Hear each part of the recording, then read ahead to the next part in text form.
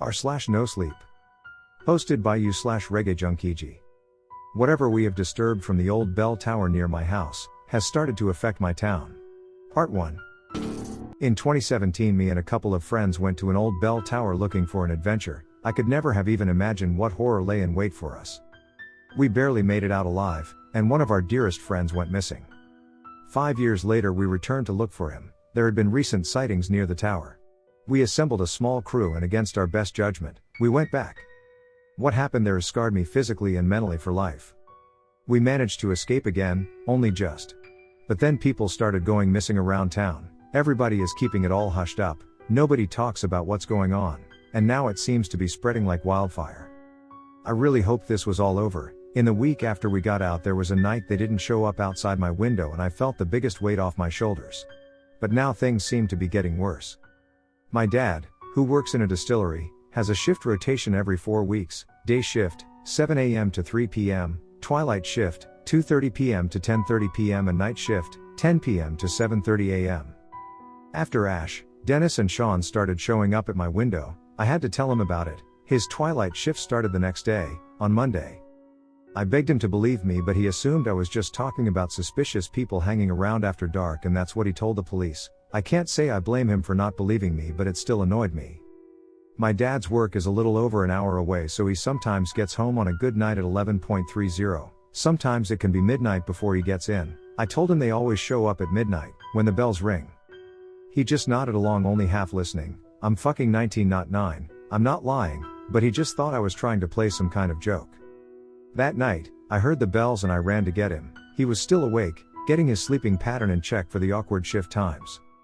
We went to the window, and sure enough, I could have almost predicted what would happen. They never showed up. The bells were clanging away, loud as hell, but they were nowhere to be seen. You can at least hear the bells? I asked, feeling annoyed that I now look insane. Yeah, he pointed his ear to the window. Oh yeah, I hear them. That's weird, he said, and side glanced at me before turning away. I knew he couldn't hear them. Dad, you can't hear that? It's loud as fuck. I pressed him, feeling deflated. Danny, get to bed, son, I'll see you in the morning. He left my room, closing the door behind him. I tried phoning Brian again, for probably the 800th time, with no answer. However, on Monday before my dad left for work, I was finally able to get a hold of him. Brian, where the hell have you been? I've been in my bedroom with the blinds closed. I haven't left for over a week. I didn't hear the bells last night, did you? He asked. His voice sounded weak. He sounded like his whole body was deteriorating. I heard them, but they never came to the window. I tried to get my dad to look, but they didn't show up. He couldn't hear the bells either. I think I'm about one step away from being bundled into a white van and spending the next couple of years in a straitjacket.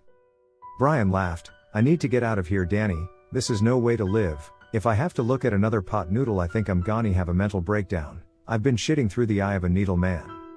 I couldn't help but laugh, although the situation was far from funny. Brian, come here tonight. We can get something to eat and you won't be by yourself. My dad starts the twilight shift tonight, so it would be good to have you here. That sounds good. I'll get ready and I'll be over about 5. No worries, mate. I'll see you soon. The sound of my dad getting ready to leave for work caught my attention, so I went downstairs to see him. Dad, I know you don't believe me, but just try and get home as early as you can tonight. I always try and get home early, Danny. He said with a smirk on his face. But, you know what I mean? Even earlier, just do it. Right, okay, whatever, I'll be home as soon as I can. He turned to grab his work bag and keys, kissed my mom and patted my back on the way out. When the door closed, I don't know what it was, but a horrible feeling took over me. Please don't let this be the last time I see him, I thought to myself. I went back to my room, really just waiting around for Brian now. My mom kept coming in to check on me. They obviously think I've lost my mind. After 5 o'clock came, and when I started to get a bit restless, worrying, I knew he would probably just be running late, but a part of me had doubts and I didn't like it. It gave me a bad feeling. Around 5:40 p.m. Brian showed up at last. I was trying my best to contact him constantly, but I never got an answer until was standing on my doorstep. Brian. Late as ever, I jested. Come on in. I led him into the back lounge, which is kind of like a dining room but not really. My mum was in the adjoining kitchen making dinner, but we didn't want dinner, we wanted a feast, so we sat down and ordered loads of takeaway food. Brian seemed reluctant to talk. He was giving mostly yes or no answers or keeping answers to a 2 or 3 word maximum. It was close to 10:30 p.m. before Brian started to engage in a proper conversation.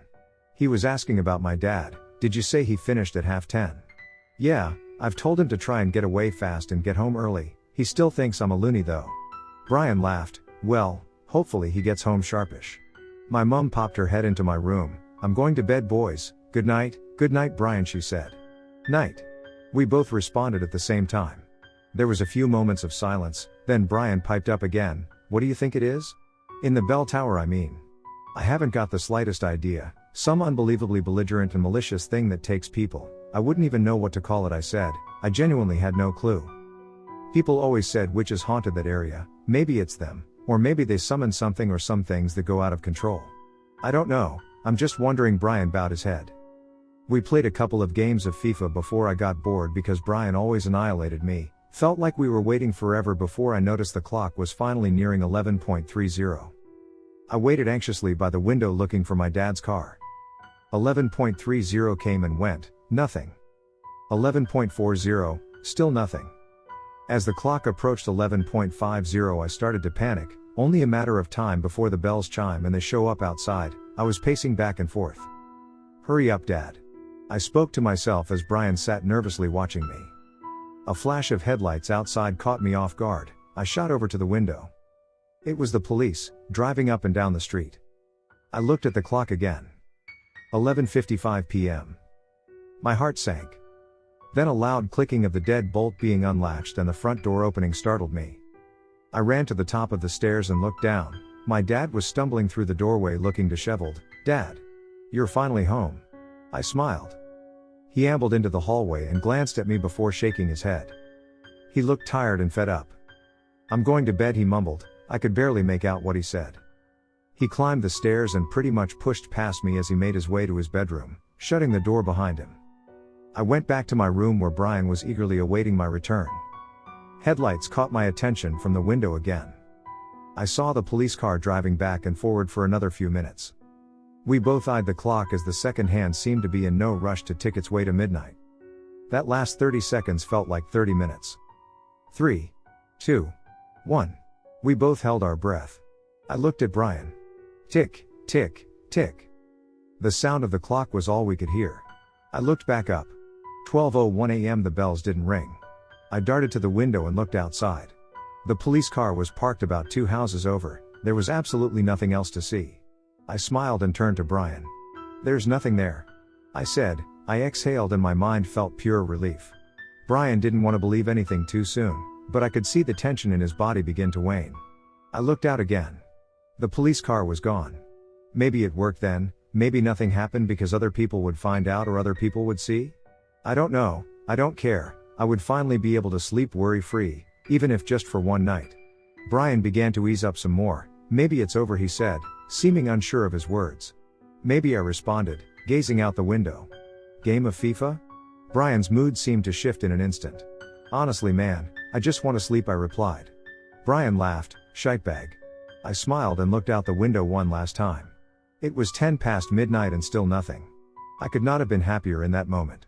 I set Brian up on the floor with some blankets and cushions, then switched the light off. Just before I got in bed, Danny, Brian whispered. What's up? Sorry, man, but would it be alright if we left the light on? I felt so bad for him.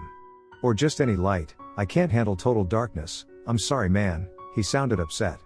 Don't be sorry, mate, it's fine. I'll put the TV on, and I'll put my computer on. I said as I plugged my TV into the wall. Thanks. No problem. I turned my PC, fired up the monitor, then got into bed.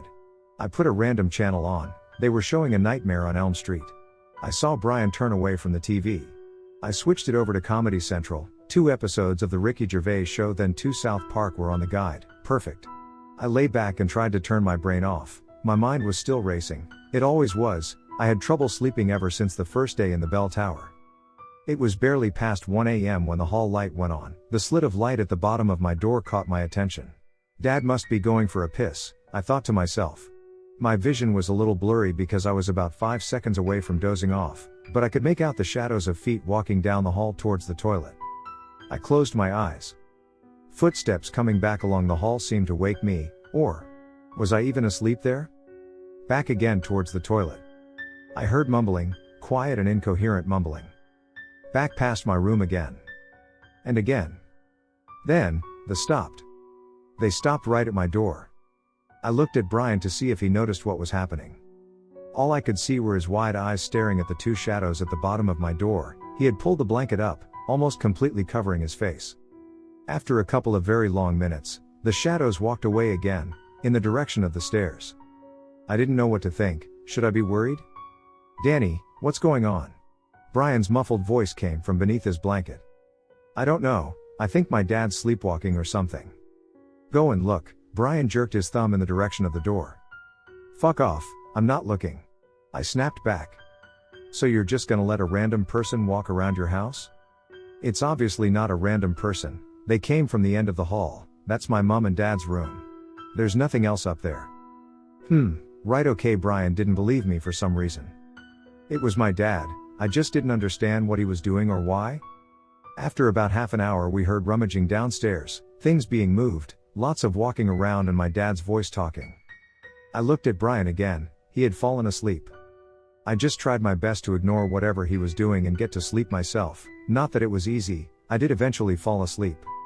When I woke up in the morning, Brian was standing at my window looking puzzled. I rubbed my eyes as they adjusted to the brightness. What you doing? Brian never looked at me, he just said, come here. His voice sounded weak. I climbed out of bed and made my way to the window which looked out into my front garden and driveway. My dad, looking like he had been up all night, almost looked like he was homeless, was pacing around the garden, mumbling to himself, talking fast and making wild gestures that seemed to be involuntary and twitching. He just looked a mess. Another thing I noticed was his car windscreen was completely shattered. I opened the window, Brian grabbed my hand. Remember what Liam was last seen doing before he disappeared? He asked, keeping his voice down. Yeah, but this isn't the same. Surely. I mean, this is my dad, this isn't the same thing. I was doubting my own words as I stumbled over them. Dad. I called out the window. He stopped immediately and looked up. What you doing? I thought I was the loony? I said with a slight nervous smile. He smiled back for a second. Then without hesitation he bolted to the car and started it up, reversed out the drive like a maniac, almost hitting another two cars, then floored it down the street. We didn't know what to do, or say, we just ran down the stairs and into the street only to see his car turn left towards the town center. What the? We need to phone someone, the police or something, Brian said. Yeah, get inside, we need to do something quickly. I led Brian back into the house. My mom met us inside, looking like she had just woke up. She had no idea what had just happened. Dad was acting weird and he just sped away in his car with his window was all smashed. Did he say anything to you? She looked worried. No? I don't even remember him coming home last night. What was he doing? Walking around talking to himself, then he jumped in his car and drive away. I don't even know how he can see out his windscreen. She picked up the phone and dialed 999 at once.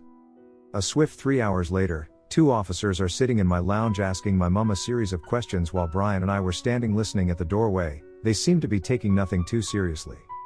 This all felt like a big stupid waste of time. Until.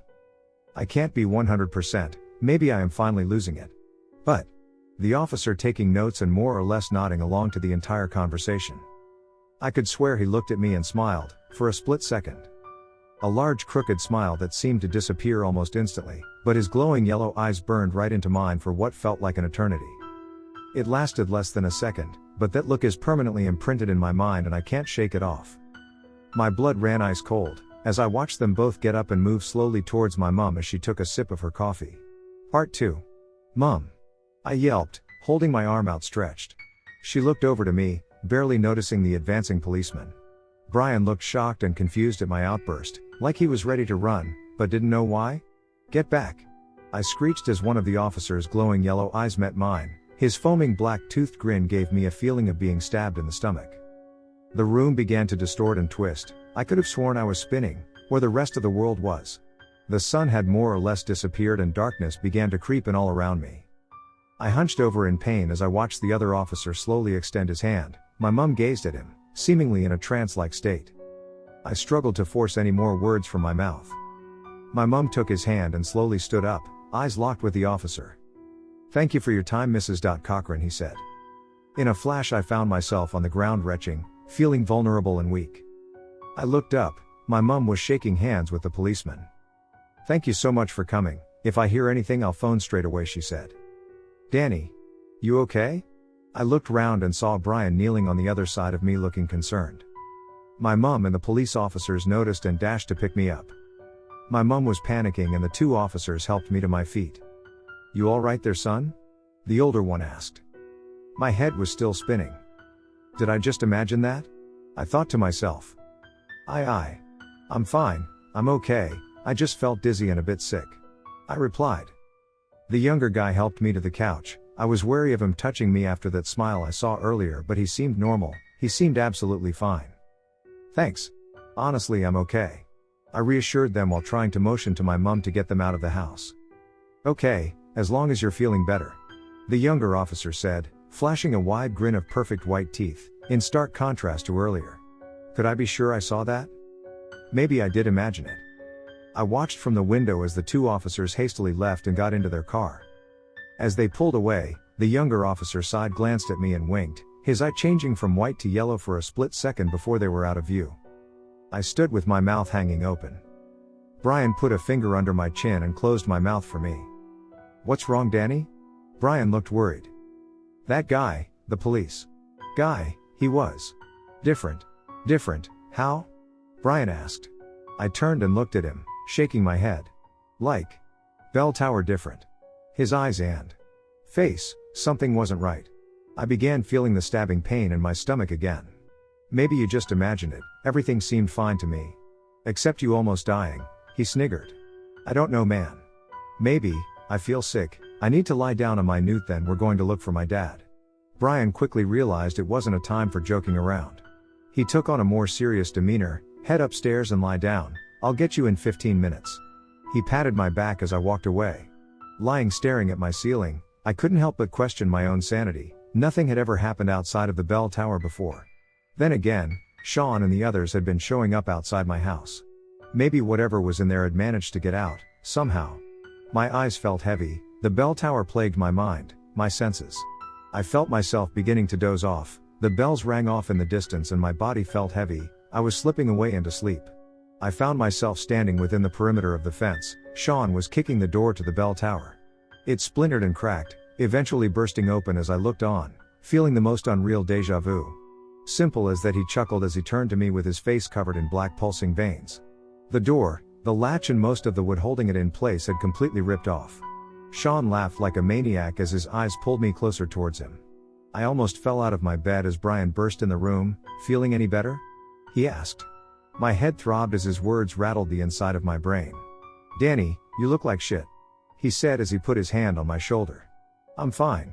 I slapped his hand away. Cold sweat poured down my face. "Let's just get out of here and find my dad, I'm fine." Brian didn't seem convinced. However, 5 minutes later we were roaming the streets on bikes. I had my dad's bike and Brian had my old bike I hadn't used for about 5 years. It was insanely small. It was small for me when I was 14. He actually looked hilarious. We took turns almost at random, keeping our general direction mostly northbound, mainly because I had a bad feeling he might have ended up at the bell tower. I could feel eyes on me. I kept looking all around me. Everyone appeared to be staring at me, looking away when I would catch them. I don't know if I was becoming paranoid or if this was really happening. I shook my head and slapped my face, focusing on the road ahead as best I could. Brian was slowing us way down, almost kneeing himself in the face with every pedal. We cycled for hours, down countless streets. No sign of my dad or his car anywhere. We had come to the northern part of Fort William, just before you leave the town to get to Ben Nevis. There's not much around, a few streets we tried and some wooded areas. There's a smallish retail park just before you exit the town. There's a couple of supermarkets there, so we stopped at the M&S food hall to pick up something to eat and some water to take with us. We had a few more hours until night time, so we needed some supplies. I chained the bikes together and we caught our breath before heading inside. "What a tune, man," Brian blurted out as we entered. "Somebody's Watching Me" by Rockwell played throughout the supermarket's PA system, a bit too loud in my opinion. Very apt for us. I laughed as I turned to Brian, who was grabbing a trolley. "We don't need a trolley, we're not getting much." Brian looked at me. "I don't care, I'm not carrying stuff." The supermarket was pretty empty, which I always prefer. I hate standing in queues. Before I knew it, Brian had whizzed away towards the deli aisle for some sandwiches. I headed straight for the snacks aisle, which was apparently at the other end of the shop. I was walking fast, so I couldn't be dead sure. Passing the kitchenware aisle, for a split second, I could swear I saw Sean in my periphery, sliding a large blade from a knife block, staring right at me. I stopped and looked back. There was just some old guy looking at the label of a frying pan. Yes, I felt relieved, but that initial feeling of dread didn't fully go away. I found myself standing staring at the crisps, quietly singing along to the song and not being able to decide what I wanted to eat. Just as the iconic chorus sung by Michael Jackson kicked in, the lights above me flickered. I looked up. The music began to drown out and fade.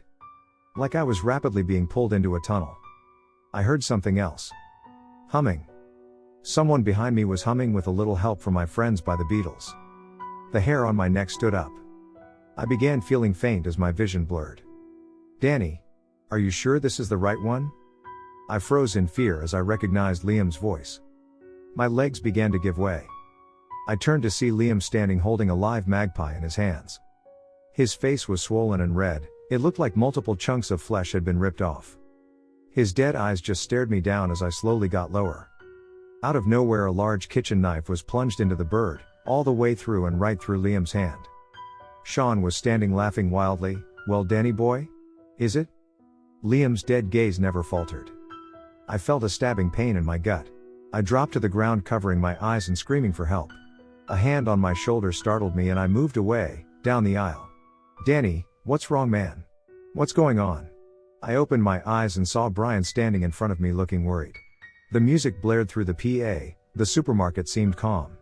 Brian helped me up. Danny, tell me what's going on, man, this has happened twice today. I barged his shoulder as I shoved past him without saying a word. I just needed to get outside for some air. Brian was right behind me and grabbed me to turn me around.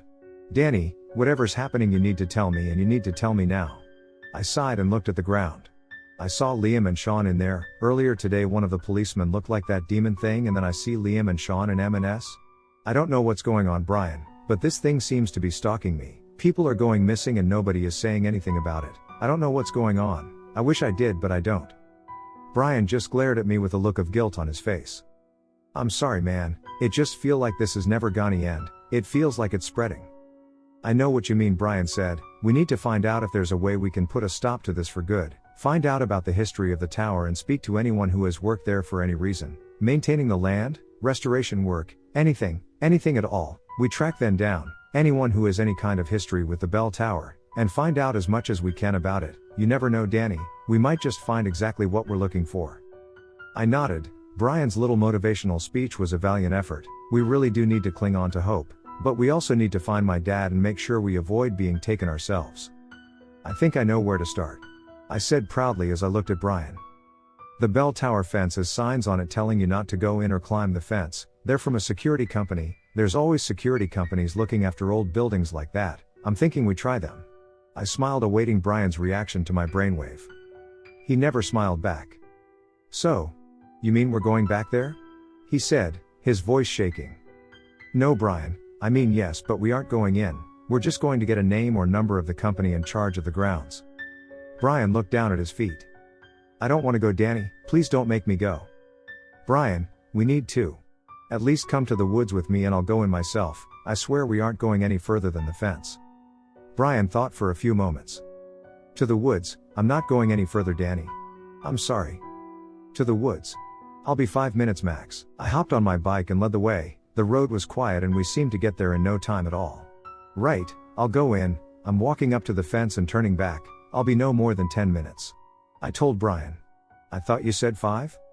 I did, but it's probably about 5 minutes each way. I'll run. I'll be quick, I promise. Okay. He seemed annoyed, but we never had time to hang around arguing. I turned and ran through the woods. The bell tower quickly came into view, but that wasn't all. My dad's car sat just off to the side. The body was badly dented, and the windows were all smashed. I stopped for a moment and stared. There was nobody inside. Proceeding with extreme caution, I slowly made my way over to his car and looked inside. The seats were torn to shreds. I couldn't see a path into this area where a car would be able to get through. This made absolutely no sense. My phone buzzed. It was Brian. Hurry up, man, something doesn't feel right out here, he said. I'm just coming. Brian hung up without saying anything else. I opened my camera and took 2 pictures of my dad's car. A shrill scream came from the bell tower. I walked back round to the front of the fence and looked from the top to the bottom. I saw the door, gently banging off the frame as it moved freely in the wind. A large section of it was completely gone. Nothing was holding it shut. It looked exactly as it did in my dream, no lock, no latch. Maybe that was it. I turned and bolted back through the woods, stopping myself after about 30 seconds. The security company, I said to myself. I quickly sprinted back and pulled my phone out to take a picture of the sign attached to the fence. When I got there, Sean, Ash and Dennis were standing in the doorway looking at me. I slowed almost to a halt. They just stared as I crept up to the fence and held out my phone to take the photo. I made sure to try and get them in to show Brian when I got back. Sean waved me over. Danny boy. Just come with us, man, you're only delaying the inevitable. They all laughed. I turned and ran back through the woods. I could see Brian waiting anxiously at the roadside, looking all around him. When I came out from the trees, Brian almost jumped out of his skin. Fucking shat myself there. Where were you? You said 10 minutes, that was like. He pulled out his phone, 13 minutes. I went as fast as I could. Something's definitely going on, man. You were telling me? All I've had is shadows in the trees telling me to follow them. Well, that's the least of our worries right now. My dad's car is up at the bell tower, and I saw Sean, Ash and Dennis up there, I explained, picking my bike up. Shit, what were they doing? And how the hell did your dad's car get there? Surely that's impossible. Apparently not. They weren't doing much, just standing there trying to get me to go in. I got a picture of them, and the car. Did you get the security sign? Yep, got that too. I pulled my phone out to show Brian the pictures. My dad's car was first. That's insane, man, I can't even imagine how that's possible. Brian said, sounding shocked as ever. Me neither, look at this one. I got the next picture of the security sign up. Where are they? Brian asked, scrutinizing the photo. What? They were there in the doorway. I zoomed in. I swear, man, they were there. I looked dumbfounded at my phone. I almost had a heart attack when it rang in my hand. My mom, I said to Brian, rolling my eyes as I turned to walk away. Hello? I answered. Hi son, it's Mom. Just to let you know that you can come home now, that's your dad back. Part 3. What you do mean he's back? I screeched down the phone. I mean, where is he? Is he in the house? I mean, he's back. I don't know what else that could possibly mean. And no, he's not came inside yet. I just saw him out the window sitting in the garden. Just thought I'd phone you and let you know. I'm about to go out and see him. No. What? Don't go out, just stay inside, please. I had a horrible feeling she wasn't going to do what I told her, but I had to try my best. Lock the doors and windows, don't let him in, just don't let him in, I'm on my way now. Why have I to not let him in? What's going on, Danny? Just don't fucking let him in. Please, Mom. Don't you speak to your mother like. Okay, I'm sorry I interrupted. Can you just go and lock the doors now, please, and check the windows? You were scaring me, Danny, what's going? She trailed off as 3 loud knocks came at the door. Is that him? I whispered. 2 seconds, I'll go and look. Her nonchalant attitude was beginning to bug me. About 20 seconds had passed. Mom. I whispered loudly. It's him, but something's not right. Why doesn't he just come in? He's just standing there with his back facing the door. Danny, what's going on? I don't know, just lock the door, I'll be there soon. Okay, bye, she said as I heard the locks clicking and clacking through the phone. We rolled up slowly on our bikes. Brian was a bit behind me. The house came into view, but I couldn't see anyone in the garden. As I got closer, I could see the door was slightly ajar. I began to worry. Brian saw too. Danny, you see that? Yep, let's just be careful. I cautiously approached the doorway and noticed the wood had completely come away, like the 3 locks had burst right through the frame. I gently pushed the door open. Brian was practically on my back. I looked all around as we entered. I could only really see up the stairs, part of the living room and into the kitchen. We crept into the living room. Nothing seemed to be disturbed. A movement from above us startled us both. I held my breath. Another movement. You should go up. Brian whispered. I don't think so. You go. I snapped back, keeping my voice hushed. The noise turned to what I can only describe as dragging footsteps. Just go to the front door, we can see up the stairs from there. I gestured for Brian to turn around and walk back to the hallway. The door was still wide open, good in case we needed to make a sharp exit. We quietly inched toward the bottom of the stairs. As we got closer I could see feet at the top. Another step forward revealed a pair of shins. We continued like this until I was able to see enough to confirm it was actually my mom at the top, just standing there listening, leaning forward a few inches as if that somehow improves her hearing. "Mom. I nearly had a heart attack," I said as we all relaxed a little. "Where is he?" I asked. "I don't know, he kicked the door in, so I ran upstairs and hid in the cupboard." She looked pretty shaken up. "Well. How long ago did he leave?" "I don't know, I was upstairs, I couldn't hear anything." "Right, okay. Mom, this is gonna sound a bit crazy but I really need you to believe me this time." I looked deep into her eyes. She nodded with her mouth partially open. "It's not Dad, that wasn't him that came here, it's something either possessing him or mimicking him, something from that bell tower."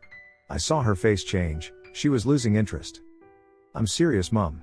This isn't a joke. Dad's car is at the bell tower all smashed up, look."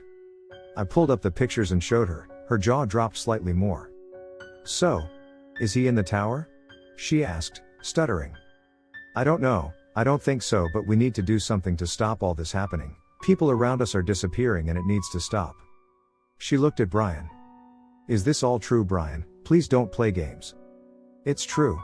All of it, I've seen it myself," Brian answered, turning to go back to the living room. My mom scoffed, shaking her head and walked away. "Danny." We all froze in fear. I looked up the stairs.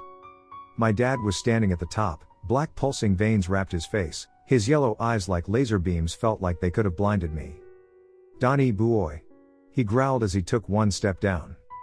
I turned to my mom and Brian, who both stood still like petrified wood with their mouths gaping. "Run!" I screamed. I turned and bolted out the door, grabbing the bike. Brian was right behind me and shot off almost instantly. My mom came scurrying out, constantly looking behind her while she wailed in terror. "Jump on," I ordered. She quickly got on the bike seat and gripped onto me. I stood up on the pedals and pushed with everything I had. The chain came off and we both fell in a heap on the ground. I looked to Brian first, who had pulled over and was shouting for us to get up. Then I looked at the front door of my house. My dad was standing within the frame, almost crouching because he had grown taller. His body looked like writhing vines wrapping themselves all around him. His legs had contorted in a way that having knees wouldn't allow, and his face leaked a dark yellow and brownish fluid from every orifice. His mouth foamed and spat in anger as he stomped onto the porch with his twisted legs that almost looked like the roots of a tree. "Get back here, Brian, get my mom," I called over, still struggling to process what was right in front of me. Brian cycled over and was there in a flash. He helped my hysterical mom onto the seat. "What you gonna do?" Brian asked, slowly backing away from the advancing beast. "I don't know, it doesn't matter, just get her out of here, now. Meet at your house." My mom was visibly trembling as they climbed onto Brian's bike and they cycled off. I stood up and faced my dad. He had stopped in the middle of the garden. A menacing low-end growl slowly escaped his lips and he smiled his widest and stood up to full stretch. He looked to be about 8 or 9 feet high, his long arms almost down to his knees. "Come and give your old dad a hug, son," he said in a crackled, demonic tone. I turned and ran as fast as I could down the street, screaming for help, screaming for anybody. He gave chase. Every one of his strides seemed to move the earth. I turned the first corner and almost got smacked by a car. I stood panting with my hands on the bonnet. The driver looked terrified. I probably looked like a murdered on the run. "Help me. Please." The driver just stared at me, looking panicked. He threw the car into gear and reversed. I crumpled onto the road and rolled over to my back. I just lay there, breathing rapidly, staring at the sky. The clouds gave me the feeling I was moving. Raindrops began to patter onto my head. I must have been lying there for about 5 minutes and nothing had happened. Finally I got myself up to my feet. I noticed how empty the streets were as I looked around. I could hear nothing but the breeze. I rounded the corner onto my street, nothing there. I began to feel my body relax, my muscles loosen and my mind felt relieved. Cautiously, I crept up towards my house. I could see my bike lying in the driveway. The door to the house was flapping wildly, opening and banging shut non-stop. There was barely even any wind. I hopped over the fence and shot in to grab the bike. I picked it up. The door was still slamming behind me. I looked around, the breeze had picked up, the silence of the empty streets was unnerving. I fixed the chain and cycled off in the direction of Brian's house. The rain started to pick up and the street seemed cold. Brian's face was pressed against the window when his house came into view. He saw me and waved over. I saw my mum's head behind him, peeking over his shoulder. I practically leapt off the bike and ran inside. Brian and my mum had cups of tea and biscuits. "Glad to see you two are all nice and cozy," I jested. Brian's house was warm. I was grateful for the heat. "Kettle's just boiled, help yourself," Brian said. "I'm good, we need to get a hold of these security people, see what information we can drag out of them." "What you gonna ask them?" Brian asked with a mouth full of biscuits. "I don't know, but something about the door not being able to close might be the key here. I saw something like that in my dream, the door flapping around wildly after Sean kicked it in. Then they were all standing at the door in the picture I tried to take. I don't know, it's the best idea I have right now." I got the picture of the sign up on my phone and zoomed in. Nevis Security. Taking security to new heights. 013977013333. I looked confused at the sign. New heights? I laughed, looking at Brian. I have literally never seen a single security guard or vehicle anywhere near there. "What a great security company," Brian said, sarcastically shaking his head before having a drink of his tea.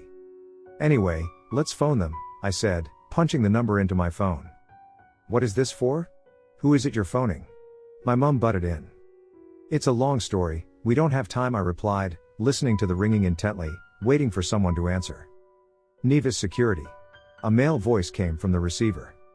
"Oh, hi. My name is John. And I'm wondering if you can help me out with some information about the old bell tower, near Ben Nevis." "What kind of information?" The guy sounded stern, almost unfriendly. "We were wondering who owns the grounds, or even the building?" "The building and the grounds are owned and operated by the council, sir. We just make sure nobody gets in there, it's dangerous," he said proudly. I could almost imagine him sitting with his chest puffed out. I rolled my eyes and glanced at Brian. "Okay, well, I saw some kids up there and it looks like they've snapped the lock and the latch off, so the door is just wide open now." There was a long pause. He came back after about 60 seconds. "Hi there, sorry for the wait, I'm just going to put you through to my manager, he would like to have a word with you if that's okay." "Oh. Okay, no problem. Hold the line please, sir." After a few minutes of this horrible plinky plunky music, another man answered. His voice was more alert and intimidating. "Hello there, sir. I would like to know what it is exactly you saw at the bell tower." I don't know why, but I felt very reluctant to tell this guy anything. I saw 3 kids, or more like teenagers. They were standing in the doorway and a large section of the door had been broken. It was just flapping about in the wind, I explained, not knowing what to expect. "Did you not recognize any of them?" he asked sharply. "Well, no, I didn't recognize any of them," I lied. "Okay, we will need to make a quick report, then we will get somebody out to secure the building. Just a few quick questions, is that all right, sir?" "That's fine, yes." "Superb," he said. I could almost hear him smiling. I walked into the kitchen to get away from the incessant slurping of tea. The security manager kept talking. "Okay, so, where did the incident take place?" "Bell Tower, okay, we've got that. So when did this happen? What date and roughly what time?" I was going through my mind trying to figure out what was happening here. All I wanted was information about the building, and suddenly I'm filing some report. It was yesterday. Probably about noon? I just said the first thing that came to mind. "Great, and there were 3 teenagers?" Yeah, 3. "Okay, and you said you didn't recognize any of them. Was there anything else to note, anything suspicious nearby?" No. You hesitated a little bit there. "Are you sure?" "I'm sure." "What about your dad's car?" I froze. I felt cold. "Sorry?" I asked shakily. "Come on, Danny boy. Your dad's car was there all smashed up." "I know it was, because it was me who fucking smashed it up." His voice began to change. "I can't believe you didn't recognize me, your old pal. How could you not recognize me, Danny boy? I'm so hurt." He let out an overly sarcastic cry. Sean? I gasped, my voice cracked and trembled. He just laughed like a maniac until I eventually ended the call. I staggered back into the living room, feeling dazed and confused. My eyes felt hot. "What did they say?" Brian asked. I just stood there staring. "Are you okay?" Son? My mom looked worried. I'm fine, it's just, they're not, it wasn't the security. I was struggling to find my words. What does that even mean? Brian asked with a look of contempt. The security people, they're not them. The guy put me onto a manager and then out of nowhere I was talking to Sean. Brian stood up. Shit, he put his hand on his forehead. We need to go to the Highland Council. The site is owned by them. Maybe they know something. And what if it's just a bunch of Sean's there too? Brian snapped back. Then I don't know. I know it has something to do with that door. The door needs to be sealed. We just need to find someone who can help. Easier said than done, Brian said, grabbing his jacket. Mum, you'll have to just stay here. We'll go down to the council building and see if there's anyone we can speak to. I'll phone if anything happens. Okay. She said. A tear streamed down her cheek and she gave both of us a hug.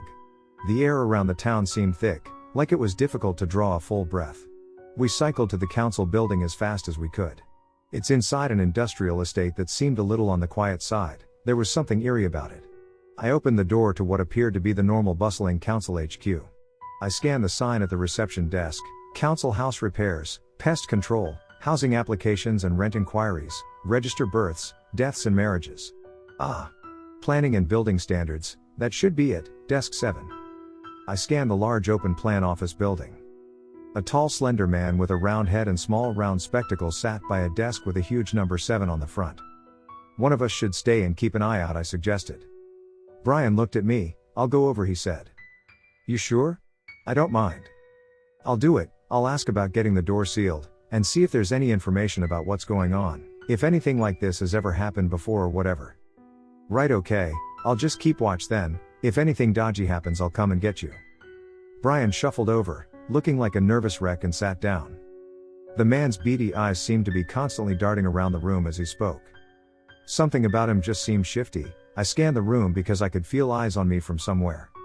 I kept catching these haunting grins in my periphery, but as I looked around it seemed that nobody was actually looking at me. I felt like I was going mad. Brian swiftly came back over. Okay, so he told me the bell tower has a particularly dark and bloody history and was used by occultists for some kind of brutal rituals or ceremonies and stuff, years and years ago. Apparently one of these rituals caused the building to collapse and only the bell tower remained. Something intensely evil has been sealed inside for God knows how long. He said if the door isn't sealed, well, he doesn't actually know, but he said it has been a priority of the council for decades to keep that door sealed, pretty much forever. Brian looked around the room. I have a bad feeling in here. He's getting one of the managers to get a hold of the people who sealed the door before. I don't know if it's some religious thing or what it is, but hopefully.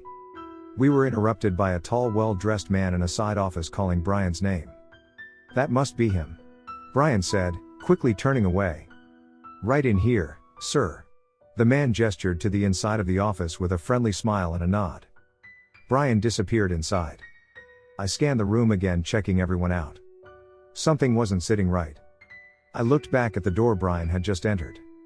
The guy was still standing there smiling and just staring at me. Hairs all over my body stood on end.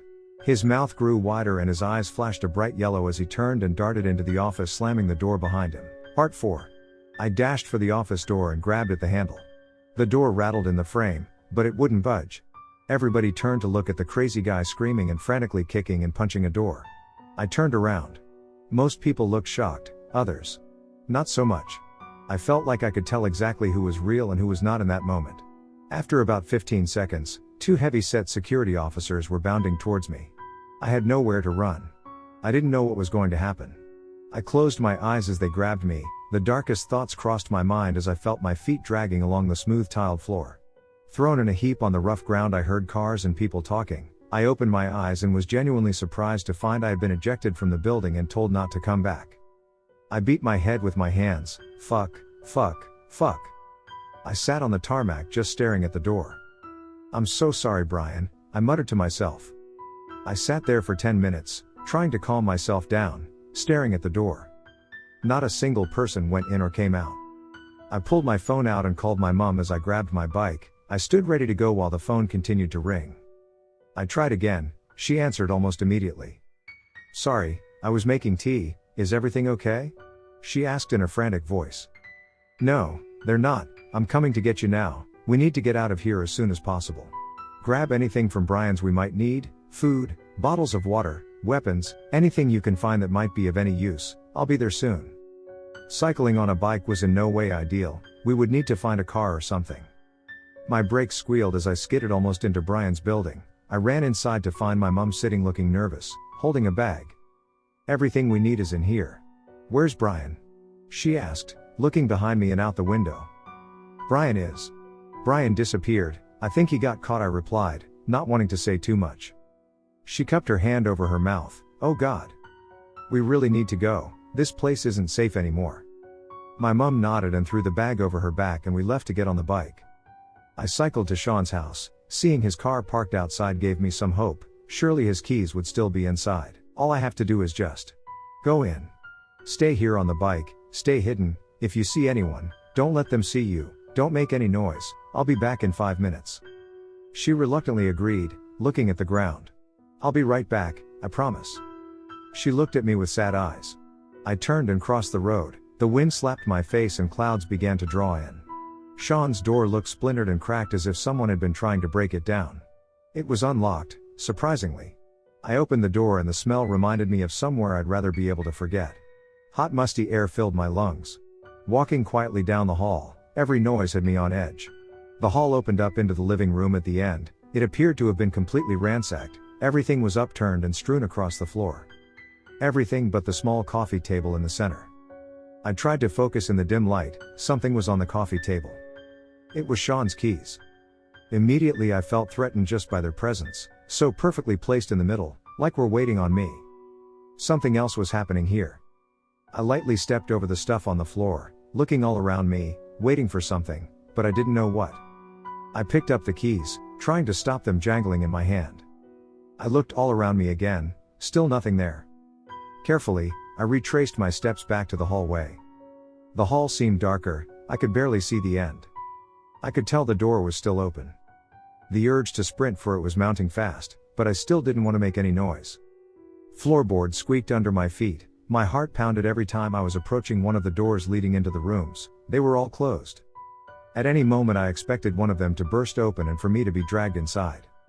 But nothing happened. I made it to the door, and I left. I triumphantly walked outside and unlocked the car. Still feeling dubious, I made sure to check everywhere in the car and even under it before waving my mum over. She ditched the bike and climbed in the back seat and lay down with the bag. This all seemed a little too easy. Those keys were there for a reason. What that reason was, I wasn't giving a shit. The fact is, I now had a car and whatever it wanted me to do, if anything, I wasn't doing it. I was getting my boot down and leaving Fort William behind. I looked up to Sean's window. He was standing there looking out from the room I was in no less than a minute ago, waving at me with an evil-looking grin. I smiled back, and threw up my middle finger at him just as I hit the accelerator. "Danny, watch out," my mum cried. I slammed on the brakes. Ashwin and Dennis were standing in the middle of the road, only a few feet from the car, laughing. Their jagged facial features contorted and twisted to almost resemble the clown in a way. It was then I noticed they were actually wearing the clown's outfit. They began taking steps towards us. Their arms and fingers grew longer and more pointed. I pulled the car into reverse and slammed my foot down. In my rear view I saw my dad. His massive form seemed to have grown out of control, like he could barely carry himself. He staggered along the road, cracking the asphalt beneath him with each step. The road itself burned and crumbled under him. I stopped the car again. I had enough room to maneuver around the other two, not so much my dad. I threw it into gear and started screaming along the road. I had the urge to just hit them, but I didn't want to damage the car. Maybe that's what they wanted. Their smiles grew wider as I approached. The urge was building. Just before I was about to make some Ash and Dennis Bolognese, I turned the steering wheel and rounded them without incident. My mum screamed and we were on our way. The streets were almost empty. There were some normal-looking people around but not many, maybe only a few cars and vans. I stopped and took out my phone.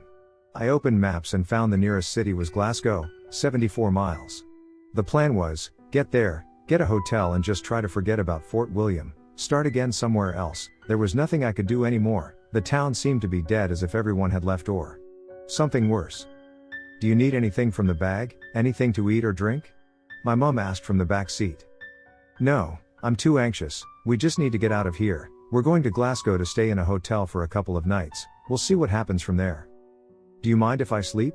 I'm drained, son." she said with her eyes already closed. That's fine, we should be there in a couple of hours. I told her, starting the engine back up. That feeling of seeing the sign, "You are now leaving Fort William," gave me shivers. I couldn't look back now.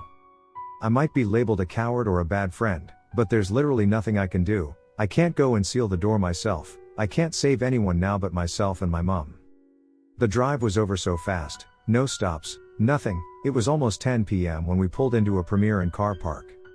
The city was bright and busy, hundreds of people just walking around everywhere, not giving one solitary fuck about anyone or anything else. We must have looked like we had been dragged backwards through hell. We made our way to the reception to check in. The guy at the desk was called Brian. It genuinely crushed me, even just seeing his name, and to think what might have happened to him in that room. "Just 2 rooms please, any 2 rooms?" I said, my voice sounded coarse. "Certainly sir, do you prefer the rooms near each other?" He replied with a warm, inviting smile. "Just anything, if there's 2 near each other then, yeah, but it doesn't really matter." I was trying to be as polite as possible despite how exhausted I was. I needed to get to bed and rest. The receptionist charged my card and promptly handed over 2 key cards and directed us to our rooms. 2 floors up, and both rooms right next to each other. I threw the bag over my shoulder and my mum put her arm round me. She seemed unsteady and also exhausted like myself. We got to her room where I took her in and helped her onto the bed. "Get some sleep, if you can, we'll figure out what we're doing tomorrow." She just nodded and lay back with her eyes already closed. I quietly left her room and went to mine. It was nice and cold, fresh. I turned on the TV, chucked the bag on the floor, then went straight into the shower. The water felt amazing. I felt like I had been running a marathon through mud, and the piping hot shower was relaxing every single muscle in my body. After my shower I put on some shorts and a t-shirt. I lay back and let out a long overdue exhale. The stress and anxiety drained from my body and mind, and I finally felt like I could breathe normally. I put on the news to see if anything was being reported on, but nothing. I did a Google search, checked Facebook, Twitter. Not a single post or article about Fort William. I can't quite say how I felt about that. Listening to BBC News 24, my eyes began feeling heavy. I sank deeper into my pillow. I was on a bike, cycling through the streets of Fort William. An intense feeling of déjà vu overcame me. I saw flashes of images, like a strobe effect or possibly even a lightning storm. It was raining.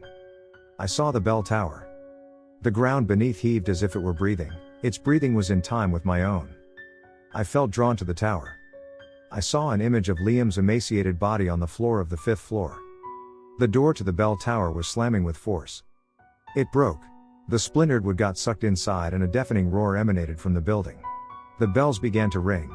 I saw Sean's face grinning from his living room window and waving me off. I saw Sean's car keys on the small square table. Ash and Dennis smashing my dad's car as his dead body lay inside, almost torn apart. I cycled on, and on. The bells getting louder and louder as the rain got heavier. I suddenly realized where I was. I was cycling to Brian's house. As his house came into view, Brian's face was pressed against the window. He saw me and waved over. I saw my mum's head behind him, peeking over his shoulder. She was smiling. Her eyes began to glow like 2 fiery beacons and black veins became visible on her face. Brian had no idea. The bells rang even louder. My ears could barely withstand the noise. I stopped dead on the bike. Rain poured down my face as I just stared at them. I woke up with a start to knocking on my room door. I was soaked in sweat. The bells were still chiming. They grew louder as I checked my phone. Midnight. Another knock at the door. "Danny, it's me." My mum called. "Can you hear the bells? Please let me in, Danny, I'm scared." I got out of the bed and hastily walked to the door. I grabbed the door handle. Then I stopped myself. I remembered her standing behind Brian with that grotesque face. I looked out the peephole. She was standing a couple of feet back. Her face was twisted and jagged. It looked like it was melting. She raised her hand and waved with her long black pointed fingers sporting talon-like claws. "There you are." She grinned, her voice getting noticeably deeper. She knew I was looking. I took a step back from the door. Feeling panicked, my breathing rate increased dramatically. Bang, bang, bang. The door shook, the ground shook. "Let me in, son, it's time. There's nowhere to run now." Her voice sounded demonic and guttural. I continued walking backwards until I tripped, fell onto the bed. "The bag," I said to myself, realizing what I tripped on. thinking there could be something useful inside. I opened it. It was just packed full of Polaroids. They spilled out all over the floor, pictures of everyone, Liam, Sean, my parents, Ash, Dennis, Brian, all of them shackled to the beds from that room on the first floor, being tortured and their bodies being ripped to shreds. Pictures of me in various locations within the tower, and in the streets. A picture of the keys on Sean's table. The fucking keys. It wanted me to take the keys. I thought I was getting away when all along, it wanted me to take it somewhere else. And I've just drove it to the biggest city in Scotland. What have I done? I sat slumped on the floor. Nowhere to hide now. The door is beginning to break and it's only a matter of time before it gives way. I can see the cracks appearing all over. If this is the last thing I ever write, then I want this to be a warning to every one of you. Do not ever go to Fort William, under any circumstances. For your own sake, stay away. If there's anyone reading this right now, should you ever find yourself in Scotland, I recommend you pay a visit to my hometown of Fort William. If you are interested, we can even arrange to meet up. I have loads to show you.